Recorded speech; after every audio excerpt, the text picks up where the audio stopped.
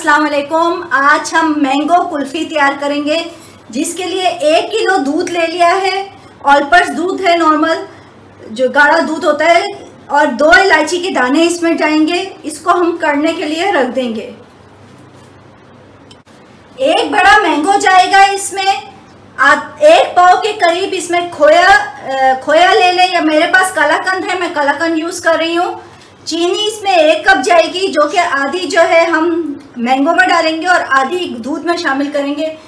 Dry fruit के लिए मैंने बादाम लिए हैं, आप पिस्ता बादाम कुछ भी अपना ड्राई फ्रूट अपनी पसंद के हिसाब से डाल सकते हैं। दूध को हमने काढ़ने के लिए रख दिया है। उसको इतना काढ़ना है कि उसका कलर चेंज हो जाए, उसमें हल्का सा येलोशपन आ जाए। इधर से हमने आम को छील लेना है, और इसके ऊपर की जो गूदा है इसको हमने ग्राइंड करना है। अपनी आधी चीनी हमने इसमें डाल के इसको ग्राइंड करेंगे, और इसको फिर ठंडा करने के लिए रखना है। आम को हमने छील के इसको रफली कट कर लिया है। अब इसमें चीनी डालेंगे, आधी चीनी जैसे मैंने बताया था इसमें डालेंगे, बाकी जो है हम अपनी दूध में डालेंगे और इसको ग्राइंड कर लेना है। इसमें पानी नहीं शामिल करना है, इसको इसी तरह ग्राइंड करें कि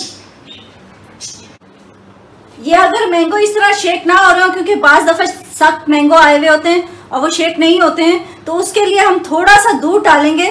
तकरीबन 2 से 3 चम्मच इसमें दूध ऐड करेंगे, बस इतना कि ये जो है ग्राइंड हो जाए, ज़्यादा दूध नहीं शामिल करना। और बस इसको ग्राइंड कर लेंगे बहुत बारीक पेस्ट में।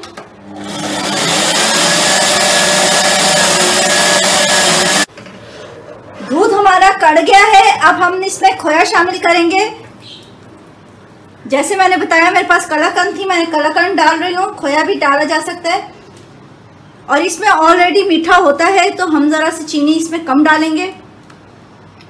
खोए में नहीं होता इतना, तो खोए में चीनी बराबर की डलेगी।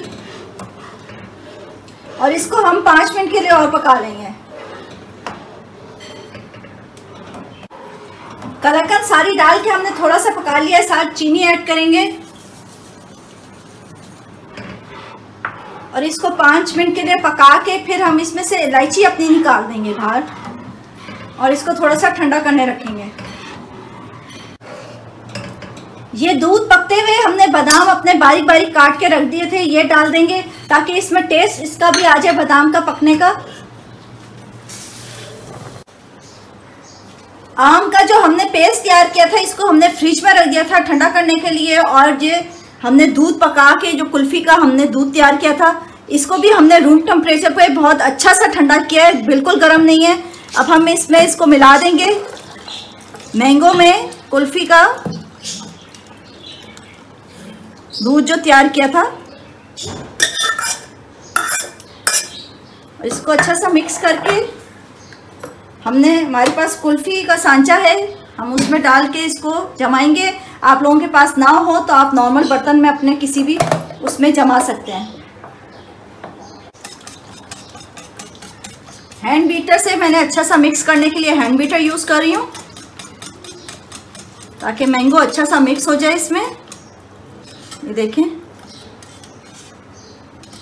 अब हम सांचे में भर लेंगे इसको। ये देखें, हमने इसमें भर लिए सांचे में अपने, और ये जो है अब हम बंद करके इसको 24 घंटे के लिए फ्रीज़र में रखेंगे, ताकि ये अच्छा सा जम जाए। फिर हम आपको इसको दिखाते हैं कैसे इसको जमाने के लिए बस हम फ्रीज़र में रखने जा रहे हैं।